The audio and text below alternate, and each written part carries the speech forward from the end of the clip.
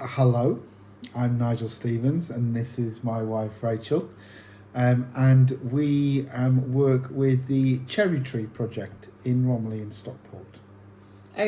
We made a video last time. I think it was May. May last year. Gosh, this year. This year. Yes. Seems like so long ago. It does. We made a video in May because we wanted to introduce the Cherry Tree Project to the people who were following our social medias and to people who were looking to volunteer at the time. And so we gave a bit of an update of where the Cherry Tree Project started and kind of where we're up to at that point. If you want to see that video, just click through to our YouTube and watch the only other video I think that's on our account. Am I allowed to say click, like and subscribe? You can. Thank you.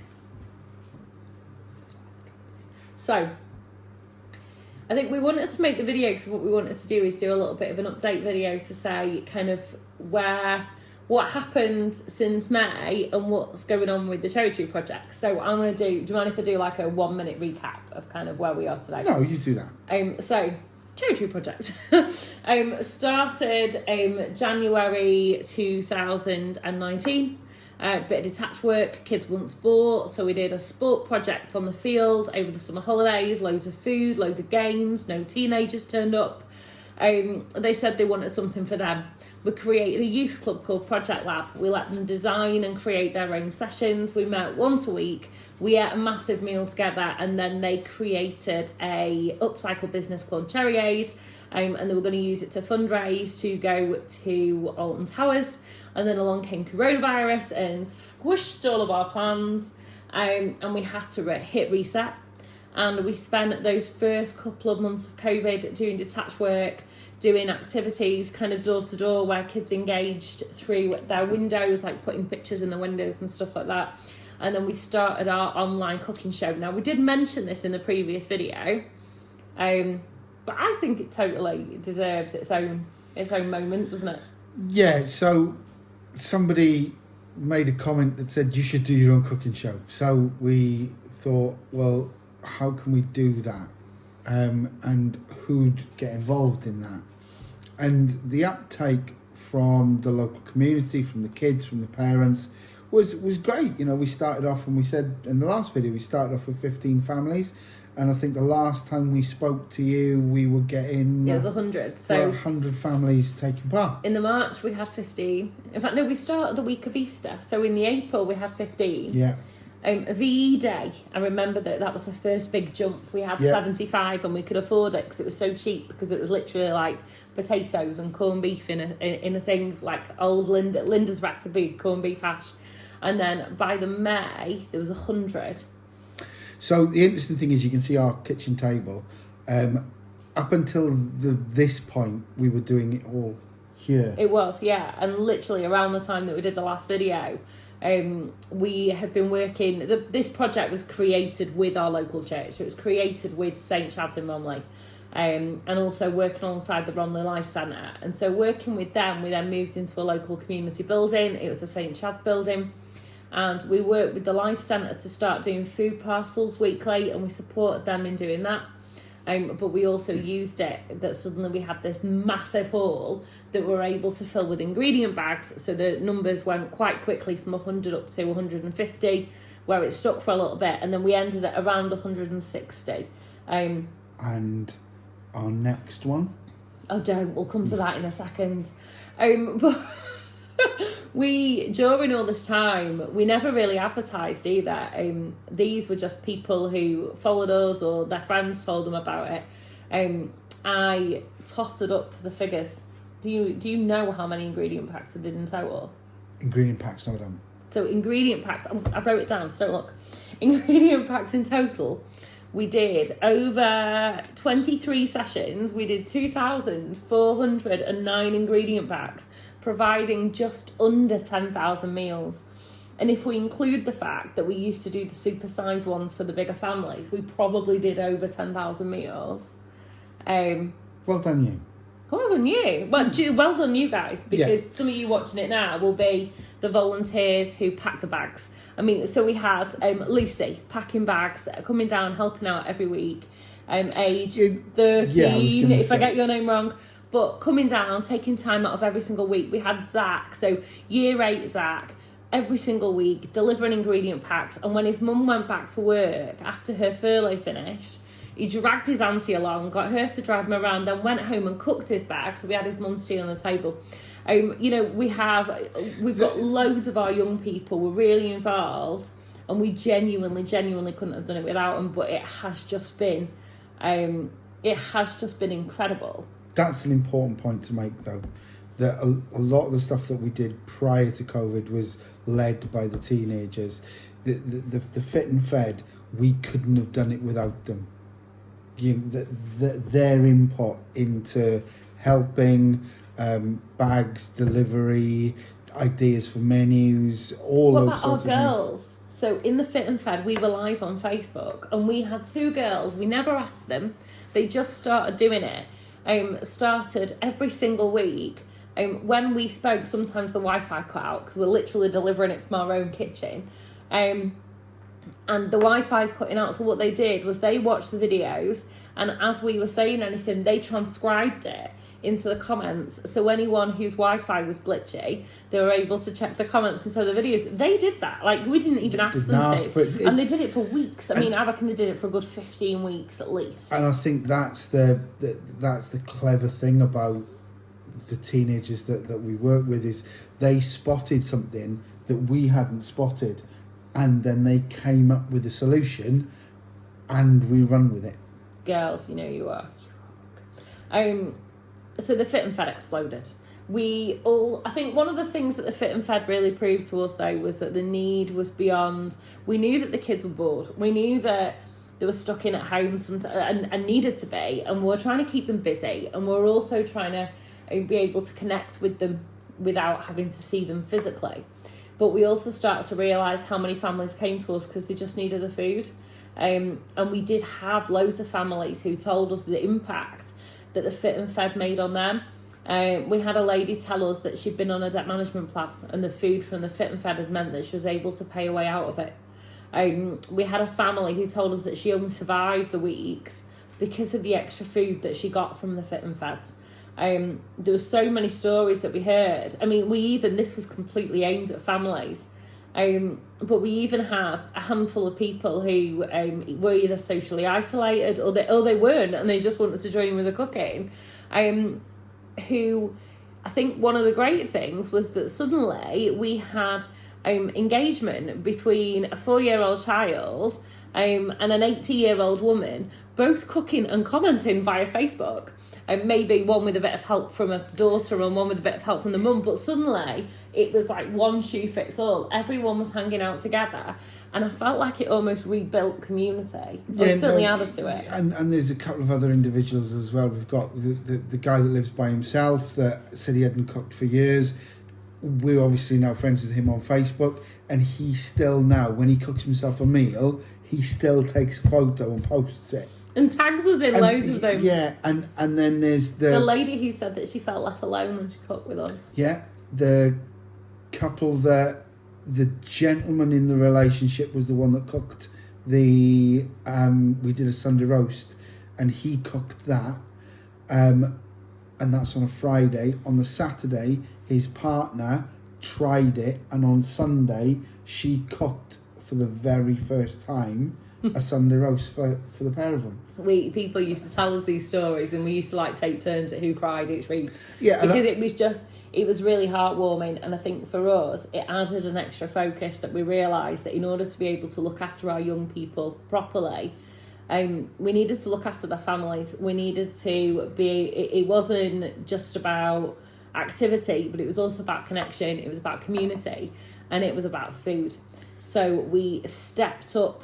That's interesting, because the success of the Project Lab, which we've touched on, was due to us eating together. It was. That was due to food and eating together, and the success of this. And success can be measured with the numbers, but for me, the success is measured in the individual stories that we've just shared with you. Yeah. So food became a focus. We, over the summer, we're really, really fortunate that we've got this amazing relationship with Morrison's. If you are watching this, Jen, we love you. You are amazing. You invested in us beyond anything that we ever imagined. But Morrison's continue to give us food each week that we're able to share out with people. And then over the summer, FareShare gave us boxes upon boxes of fruit and cereal. And I mean, we were turning up at the park with boxes of fruit and just handing out fruit to kids. We're putting fruit outside the community centre. We took a photograph of 3 children holding bananas up to their smiles. And FareShare ended up using it as the main photograph on their website. They called it the Banana Children, but it was the fruit and the food really made people happy. So over the last few months, we've worked on those relationships. I mean, this week as an example, Morrison's gave us 14 bags, essential food bags, and then other food donations as well. We've now got a partnership agreement with One Stop, and they support us both locally, but they've also supported us financially so we can continue to offer food in our community. We work alongside the Romiley Life Centre, who have also been providing food parcels since the start of COVID, and working together rather than offering just the food parcels of people that we're aware of each week. We're also able to make up bags of essential food and just leave them outside of the community centre. And last week, as an example, we gave out 40 to 50 bags of essential food and another 30 to 40 bags of fruit and veg. We can't mention food without mentioning FareShare, so we have to briefly say we got a call from FareShare saying, would you like some fruit for the school holidays? It's like, yeah, definitely we do. Can you come tomorrow at exactly 3:00? And we're like, yeah, no, it's like free fruit. We'll come whenever you want. So we've got a famous person who's going to come and load your car. And that was the start of an adventure for us. So we went down the next day. I brushed my hair and everything. And Marcus Rashford was there, and it was the first time we'd been down with his mum volunteering. And he loaded our car with fruit. He asked us about the Cherry Tree Project, and we told him about the work we've been up to. And he talked to us about the impact that a breakfast club that he'd been to had made on his life. And I think that conversation, we walked away almost feeling re-inspired. But also, we feel re-inspired, but we suddenly felt like we had our 5 minutes of fame, because that clip of us talking to Marcus was on the news.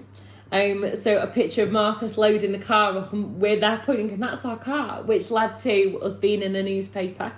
And then we were on the BBC as part of another organisation that I work with, but then also as the Cherry Tree Projects as well.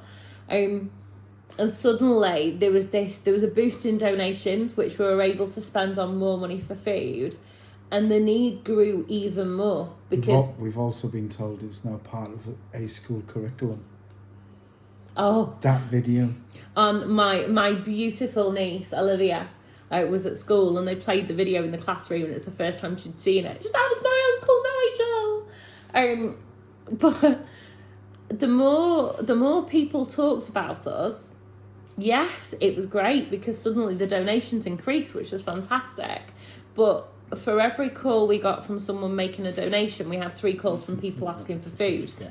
So now we're receiving calls every day of the week for emergency food parcels.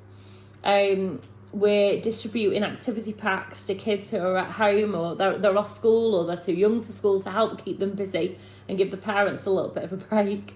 We're doing the essential food packs every week, and we don't want to stop. No, so you said you were going to come back to something. I'm going to come back to it now. Is that okay? What, Christmas? Christmas Fit and Fed. So we mentioned that we went from 15 to 60 to 100 to 150 to 160 kind of steady numbers.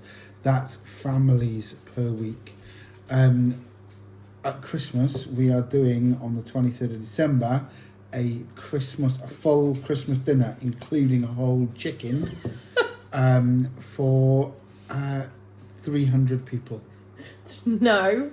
No? We're doing it for 300 families. That's 1,200 people, Nigel. So I'm cooking Christmas dinner for 1,200 people. No, you're cooking Christmas dinner with 1,200 people. 1,200 people? With 1,200 people.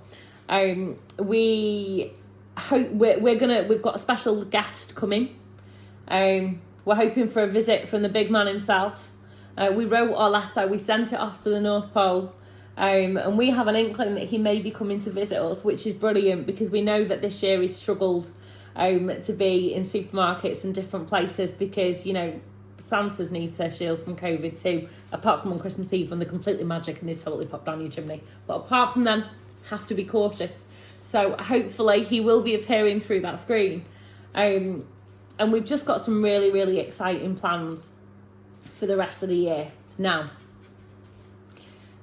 before all of this, pre-COVID, many moons ago, 4 years ago to be exact, we made an application on a shop on Cherry Tree. So if you know the area, a couple of doors up from the vets, the one on the corner there, we made an application on that to turn it into a community cafe. The idea was that we open a cafe that's open to the community, and what we run our Wednesday nights from there as well. And then we work with our young people to fundraise and to build up some other youth facilities from within that. But COVID has changed that, and the reason why it's changed it is because the demand has changed. First of all, we've got the lease on the cafe. In around 2 weeks, we will have the keys in our hands for the Cherry Tree Cafe, which, by the way, you all need to name, so expect that to be going on Facebook soon. But anyway, we are going to be opening it following the plan and turning it into a community cafe in the day, but it will also offer a pantry and it will offer food parcels as well for those that are struggling.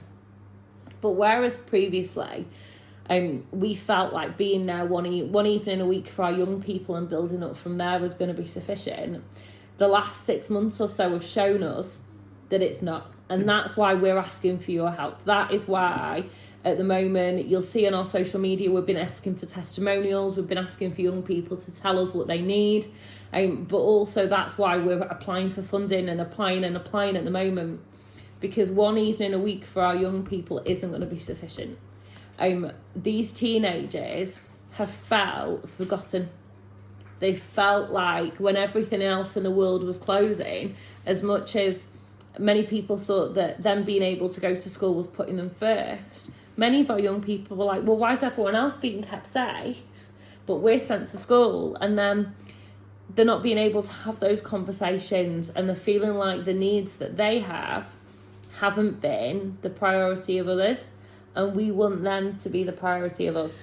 Yeah, I think that a lot of people think they know what's best for the teenagers, and the way that we work is we turn it completely on its head and work out from them. They tell us what they need, and we can then work with them to help them. We facilitate them making it happen and providing them with what they need. And maybe pre-COVID, one evening a week was enough. Post-COVID, current COVID, it's not. They need more help, more engagement. And these kids are awesome. And what they've achieved is a testimony to them themselves. It is. Our teenagers are absolutely amazing. And they deserve to be our top priority. So this is what's happening.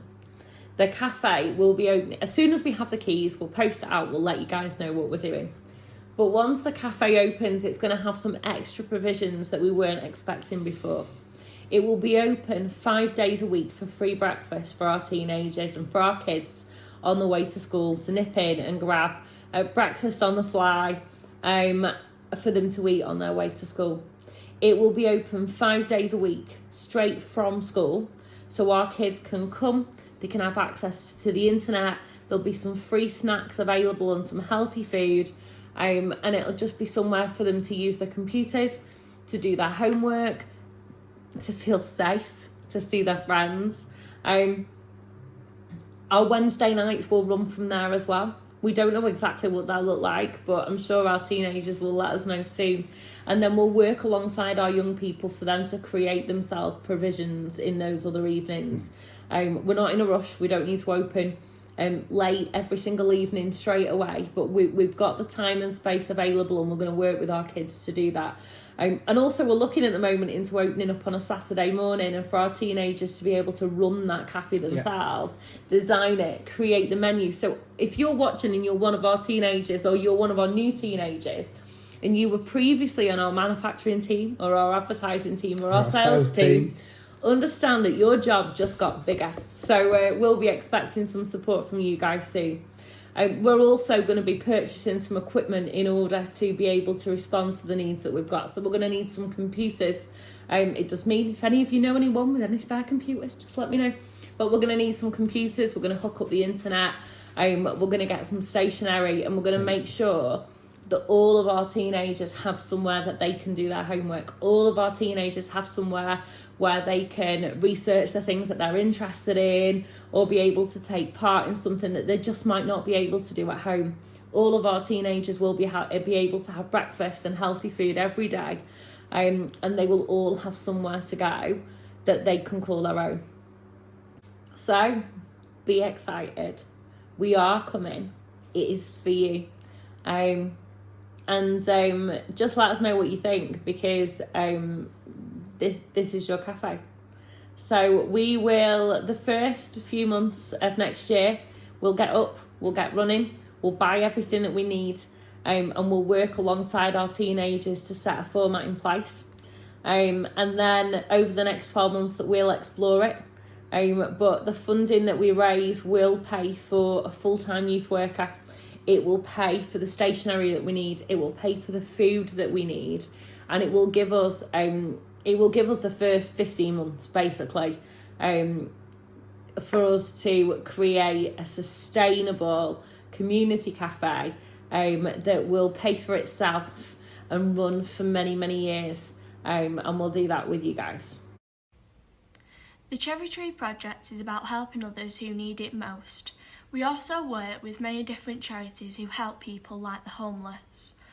When I go to the Cherry Tree Project, we play many different sports games, have something nice to eat, and fix things for charities. Each week is different, so we're never the same. During the summer, we also do things outside, and at Christmas, we do a Christmas party for the little kids. The Cherry Tree Project has helped me gain confidence and helped me learn new and exciting things. Here's our education correspondent, Elaine Dunkley. Can you get a bigger tea? Bigger tea. These are the volunteers on the front line of food poverty.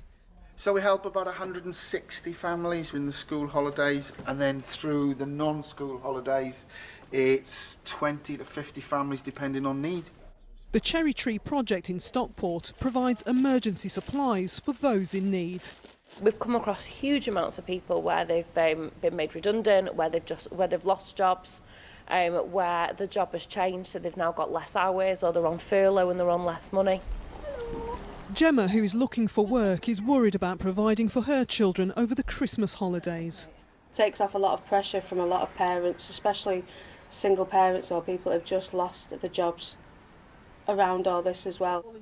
And it's not just parents who are worried, children feel it too. It just helps us because my mum's been poorly and stuff, like they've been giving us food and they've just been like making sure my mum's okay, been coming round and like things like that.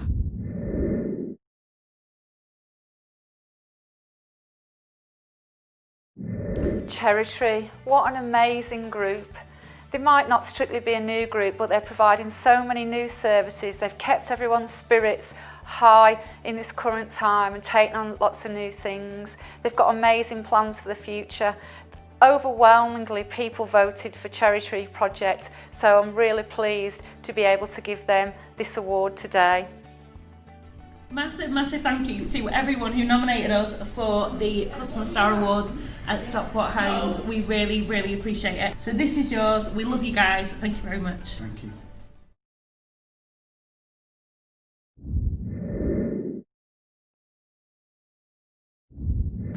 We have the one and only Chelsea AJ from Strawberry Radio, who's going to be announcing our 5th place finalists. Over to you, Chelsea AJ. Hey, Chelsea AJ here from Strawberry Radio, and I am so excited and completely honoured to be announcing the charity in 5th place. Now, firstly, I just have to say there were so many fantastic charities doing great work in and around Stockport. So well done to you in the first place for doing that. And there were so many votes as well, which is even better. Now, this particular charity got into 5th place with 631 votes and now about to receive £850. And that charity is, in fact, the Cherry Tree Project. Congratulations to you all and a very, very well done. Hi, I'm Rachel. And I'm Nigel. And we're from the Cherry Tree Project. A massive thank you to everybody at the Vernon Building Society. And to everyone who voted for us as well. Massive thank you to you guys. We think they're awesome, don't we? We do. The money that come in awesome. Really useful. So yeah, just big thanks to all of you. Massive well done to the Cherry Tree teens. This is for you guys. And to everyone who joins us for our Fit and Fed sessions, we've got one last thing to say to you. See you at 4.